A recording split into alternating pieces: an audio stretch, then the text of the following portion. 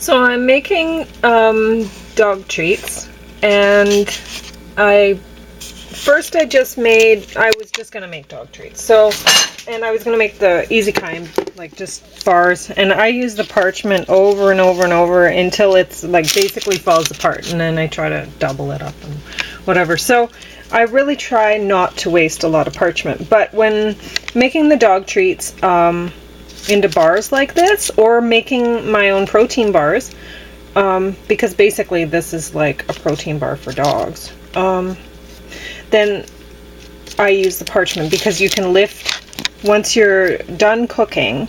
Like you bake this, or you can just use a dehydrator actually, for making bars too. But anyway, once you're done with this, baking it, then you just lift it with the parchment and flip it over and break it apart, and always cut it first, because it would be impossible to cut. You just have little chunks of, which is fine.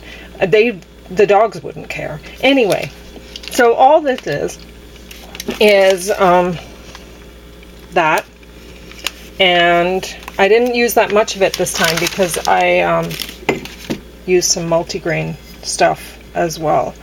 And then this.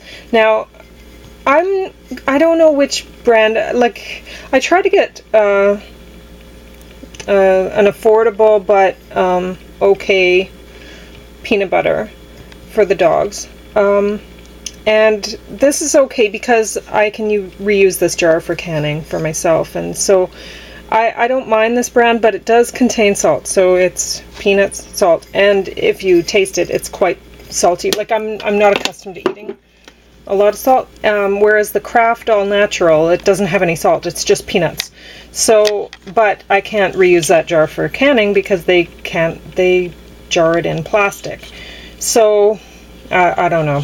Anyway, so that, and then vegetable pulp, and this time I've just used carrot, mostly carrot, and then celery, and then zucchini, and some of that, I don't know what that squash is, that one that looks like a weird alien under the sea thing.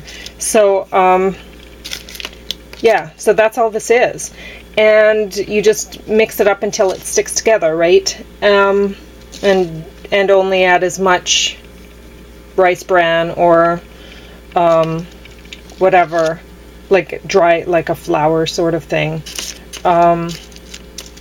which the rice bran works great for that. You can just put rice bran in and it'll hold together with the peanut butter in the pulp. Anyway, so, and then, so I'll bake that, but I don't necessarily have to. I could dehydrate it to be just fine.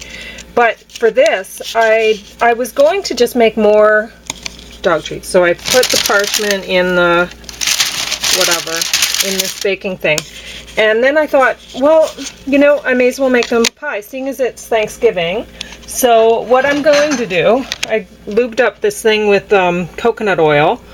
And for a long time I wasn't using coconut oil for them because I wasn't sure if they could eat coconut oil. But then I noticed on a lot of the expensive dog treats in the pet store that I was buying, there was coconut oil. So I figured, oh, okay, I guess they can eat coconut oil. So I started doing that and they're fine. So I'll press this, like I mixed some egg in with this to make sure it would hold together well and work for rolling out. So because I'll roll, like I'm just going to press one of these into the pan and then put like my meat and whatever they will want in there.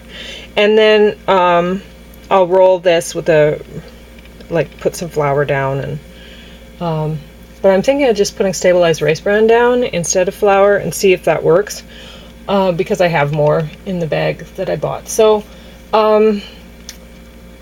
yeah, and roll it out and put it on top of the, oh, and I'm gonna make a gravy for them, and I have to make sure that the gravy, the chicken stock doesn't contain, sometimes they'll put other things in chicken stock or beef stock or whatever you want to make the gravy out of. Sometimes they'll put onion in there. Well, the dogs can't eat onions, so that's no good. Can't eat that kind. So, but I've learned over the years which brands I can get for them and which I cannot. And so, yeah, I'll make them a gravy and pour it over top of the meat, put the rolled out dough on top, and that'll be a nice meat pie for them for Thanksgiving. And it'll be great.